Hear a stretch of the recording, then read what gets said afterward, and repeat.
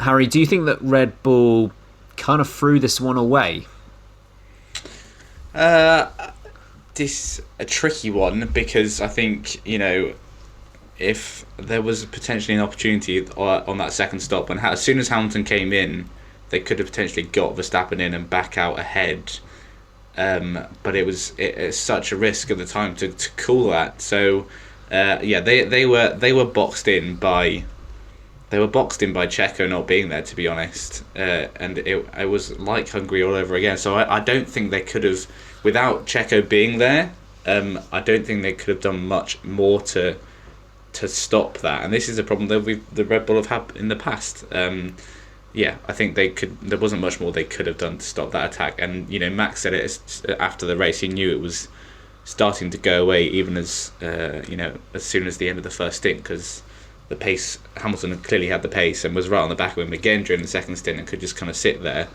I'm not sure what more, with the circumstances that they had with both drivers. I'm not sure what more Red Bull could have done. I think if they had reacted, there was a risk he comes back out behind Hamilton anyway, and it's game over, on lap 30 rather than lap 62, whatever lap Hamilton got past. So it's a hard one for Red Bull, especially to be beaten by the same strategy again as they did in Hungary 2019. It's got to hurt, but I don't think they can. I don't think you say they threw away the win. I think they did as much as they could, given the circumstances, I think. Sam, would you put this more down to Mercedes and Hamilton's sort of brilliance, or do you think that Red Bull could have done a bit more here? It's definitely a tale of two sides, I think. And this race, out of the first four that we've seen, definitely felt like the most equal playing field out of the lot. It feels like Hamilton and Verstappen on completely fresh tyres with nothing in front of them. If you were to put them side by side the whole way round, I don't really think you'd be able to split them too much. Whereas the other tracks, I think one track is length each way for each team a little bit. Bahrain more for Mercedes, it felt like. Imola more for Red Bull. Portimao again a little bit more Mercedes. And now Spain, I think, is actually probably the closest we've had, especially with the layout of the track as well. It really complements having to have a huge pace advantage to make that overtake. We've always known that about Spain. It's very difficult to pass around here. When Max got off that line in front of Lewis Hamilton, you've got instant control. The amount of times the person that gets in front on the first lap wins the race in Spain is huge. And when you've got that upper card, you kind of think, right, we've got to do what we can now just to solidify this. But the absolute sheer brilliance, firstly, of the Mercedes strategists, my hat's off to you. It was fantastic all weekend. They had planned that well in advance, and it worked with... What a treat that was for the strategic eyes. But Lewis Hamilton, just like in Hungary, has to deliver that pace on track. Not only that, he's got to make an actual overtake on his teammate, because Bottas decides that this is the race, out of the other, 80 that they've been teammates, 100, that he's going to actually stick up for himself on track. Bizarre, interesting, we'll discuss it a little bit more later, but Hamilton had a lot to do. It was not as easy as it looked at the end of the race. It wasn't as clean cut as people think, I don't think, but Hamilton delivered it brilliantly, got driver of the day, I think, deservedly. I do think that if Red Bull had reacted that a little bit faster, the moment Hamilton came in, we might have had a closer front, but they didn't have any medium tyres. They had to have extended soft tyres a ridiculous amount of time. Mercedes called Red Bull's bluff here, and I think it was the strategy that tipped it over the edge, but you still got to deliver with Hamilton, and he did just that. So Mercedes playing a blinder here. Yeah, I think what you said is right, Sam, in that most of the time, if you're making that move into turn one and you've got the lead, of course, at that point in the race, they're on the same tyre, it's the same strategy, you would expect to win that race, because the onus is immediately shifted to the other team. In this situation, that was Mercedes. You're asking Mercedes to come up with something different in order to get past. And I don't think Red Bull played this fantastically, in that Mercedes were given two opportunities, essentially, to make it happen. The first instance, which I actually think Mercedes probably got this wrong, was when Verstappen came in the first time. Now, I think Red Bull were cautious of the undercut here. They knew that Hamilton was, I think at that time, within sort of 6/10 or so. So they knew that if Hamilton was to pit first, there is every chance that Verstappen is going to have to go long, which, essentially the reverse happened here. So protecting against that, they went in first. And they messed up a pit stop, which is very, very rare. You don't usually see Red Bull pit stops go beyond 2.2 seconds or something ridiculous like that. The Max Verstappen pit stop was 4.2 seconds, which for any team is a slow stop. For Red Bull, it's an abnormally slow stop, which essentially then gave Hamilton the opportunity. So Hamilton's pit stop, which came about 5 laps later, was 2.7 seconds. So it was a 1.5 second advantage that Hamilton had on that first stop. And it was about half a second or so that Hamilton was behind when Verstappen made his spot. So essentially, that lap after Verstappen pit, Hamilton's got 1 second to play with.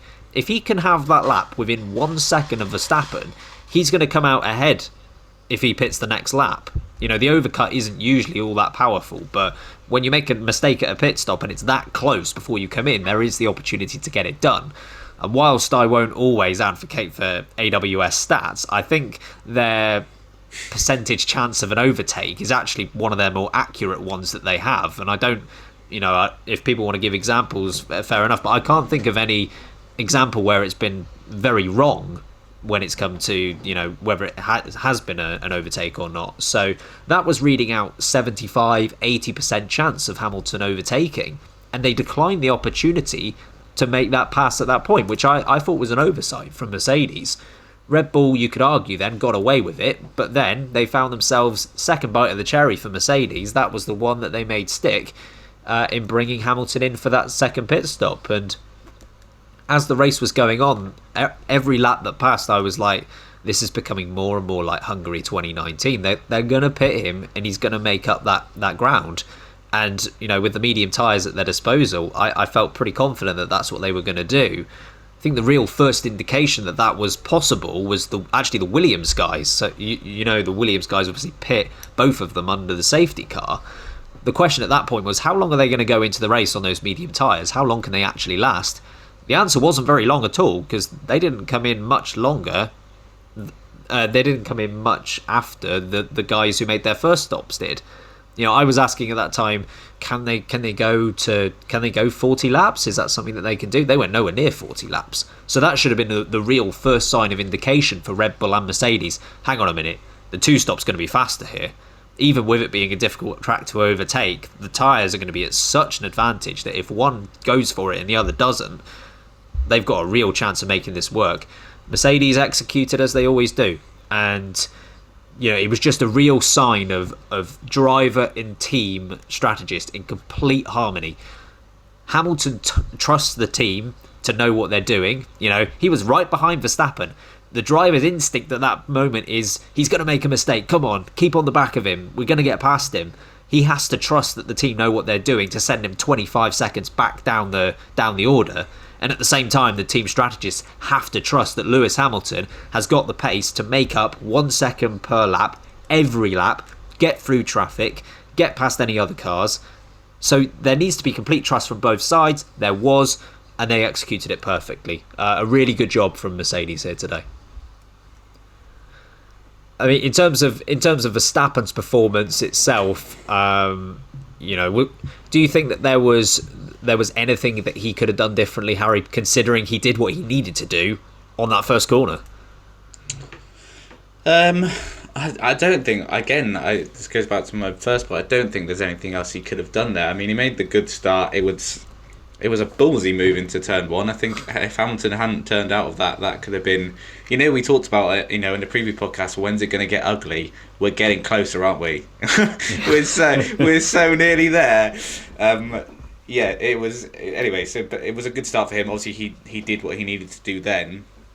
But I don't think there's, much else he could have done at that point. He was, when they realised that Hamilton was going to do the 2 stop, he was then just trying to nurse the tyres. But I just don't think that it was going to be quick enough. I don't think the Red Bull was quick enough, and even, it was even less quick on the used tyres. So, yeah, I don't think. I mean, maybe try and call the shots from the cockpit more, but you've got to be, you've got to trust what your team are doing. Like Hamilton did. So you can't expect Max to be calling the strategy at the same time as trying to keep a 7-time world champ behind him. So, yeah, for me, I don't think Max could have done much else. He is, it's a really quick car, but he is still dragging it around, isn't he, to go quick, as quick as it can, and it just still wasn't quite enough.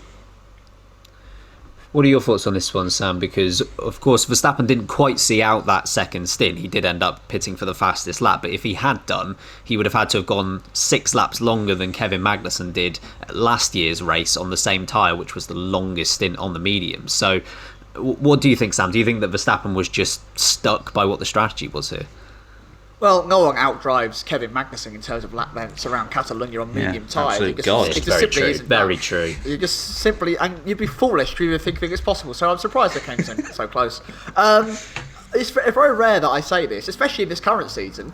Max Verstappen pretty much drove a flawless race. He got off the line better. He did exactly what you needed to do. If you look at the trends over all the past races that we've had, really, in Spain, you can assume that if you get in front at the start of the race, you've done enough. You can hold on, especially when the cars are this close.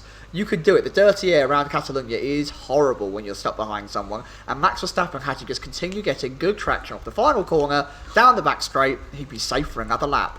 Max did everything he needed to do. It was just the brilliance of the Mercedes strategists and Hamilton's pace combined. The trust that they have together is amazing. That meant that they were defeated. I think Max against anyone else on that whole grid, Bottas, Perez, you go and stick any other one of those legends in those cars, I think they'd probably get away with it. It's just you're up against Lewis Hamilton, the 7-time world champion, against Mercedes, who are fastly becoming the most successful Formula 1 team of all time in all aspects of point scoring. That's a pretty tough combination to defeat. So I can't slander Max in any way. He did everything he needed to do. It was a really good race for him. He just got beat by the better team on the day. Yeah, I find it interesting what you said, Harry, and one of the things that we previewed in our preview podcast on Thursday was, when is this fight going to get ugly between Verstappen and Hamilton? Is it going to get ugly between the two of them? And it's almost like every step of the way it's been like nearly there, but for whatever reason it hasn't quite gotten ugly yet. Today's reason was, Hamilton had cause to be a bit annoyed that he was pushed wide into turn 1, but ultimately he ended up winning the race, so I don't think he's going to lose too much sleep over it. If he finishes second place, maybe that's cause for it getting a bit uglier again, but it does seem as if at every step of the way there's just one little reason that's causing the niggle to not quite be there. But as I said on that preview podcast, I think it will happen at some point. I think Max Verstappen did personally, I think he did as good a job as he could have done. Ultimately, it's not as if Hamilton overtaking Verstappen was out of line with what was happening with the drivers in the midfield as well. Bear in mind that that situation was essentially replicated up and down the field, where Alonso and Ocon in the Alpines were trying this one-stop strategy, and they were going up. Let's take Alonso versus Stroll as the example. They were very close on track. Stroll goes for the 2-stop in the same way that Hamilton does. Alonso goes for the 1-stop in the same way that Verstappen does. It was Stroll that ended up winning on that 2-stop strategy. So it's not as if that wasn't replicated down the grid, that same strategy. So I don't actually think Verstappen could have done much more. Bit of a hypothetical question, but a tough one. Sam, if Verstappen pits when Hamilton does, and Hamilton doesn't pit, so essentially roles reversed, does Verstappen get the win? No, it doesn't. Mercedes, again, I've said it already twice, I think, pulled the blinder with the tyre strategy. They had that set of mediums ready to go. That was the difference maker. Max doesn't have the durability in the tyre from that lap. If it was exactly the same race, just roles reversed, and Max has to complete the same amount of laps that Hamilton had to do, I don't think the soft tyre goes that far. I think it wears off just as much as Hamilton's medium would. The gap will come down, but I don't think it'll be enough. I think they end up dragging their tyres around the end. I don't think it will happen. The fact that Mercedes had that extra set of mediums ready to go, that had the ability to get them to the end at that pace, was the difference maker. The soft tyre simply wouldn't have done it. So Max would need that same strategy, that same tyre availability that Mercedes had to make it work. If you're going to tell me the hypothetical situation is that Max has the mediums, then yes, I do think that theoretically Max Verstappen has the pace and his own raw ability to close the gap down, because Hamilton's tyres will have eventually worn out. They had less age on them, of course, because Hamilton stopped better in the first stint, but I do think that the move would have still been on had Max had a fresh set of mediums and been the one to pit. But no, unfortunately, I think Mercedes overall as a team had one of the best weekends we've seen them have, and that says a lot considering what they've achieved over the last 5-6 years. Harry, I mean, let's just say that Red Bull did have a fresh set of mediums to play with here and the roles were reversed. Do you think Verstappen catches Hamilton in the same vein that Hamilton was able to catch Verstappen? Yeah, I'm on the same wave as Sam here. I think definitely he could have caught him. Whether he would have caught him as quickly as Hamilton caught Verstappen, I don't know, because I just think on the day on the medium tyres, Hamilton and the Mercedes was just a better combo. But I definitely think it's potential. I also think potentially they could have, and this would have been a risk, and I can understand why. But when it got to about lap 50, they could have then brought him in and put the softs on. But obviously he then has to get past more than one car to catch back up. But by the end of the race, when he was on those softs, he was absolutely... he took... I don't know. I know Hamilton would have been cruising by then, but he took several seconds out of Hamilton in those few laps towards the end on the soft. So if Red Bull wanted to be ballsy about it, they could have tried that. But, if they wanted to secure a second, so what's the point in that? But yeah, it's all about. It's nice. It's like the early Pirelli days. I like this. It's about being on the freshest rubber at the right time. And Hamilton, Mercedes were. But yeah, ifs, buts, and maybes. It is indeed. And quick petition to get Red Bull to be changed to hashtag Red Bull. Balls to the wall. Come on, Christian. Come on. Hashtag Red Bull. So did I. I agree with you, Harry, that it was a tough one. And to your point, it's brilliant that we can even have these conversations about a Spanish Grand Prix where there are discussions of maybe he could have pitted this time, maybe they could have gone onto this strategy. Because in most instances with the Spanish Grand Prix, we can't even have these discussions because it's so obvious that it's a one-stop race, soft, medium to soft, whatever. So, even the existence of these sorts of discussions is great. I agree with you. I think Verstappen, if they had a fresh set of mediums available, would have actually done the same thing that Hamilton did in reverse, because it's not as if Hamilton got there on the last lap and made the move into turn 1 on lap 66. He had quite a bit to spare. It was actually fairly comfortably the better strategy in the end. So even if Verstappen did take another 2 or 3 laps on top of what Hamilton was able to do, even if that was the case, I think he still would have soared past him. So yeah, I think Mercedes played the blinder here.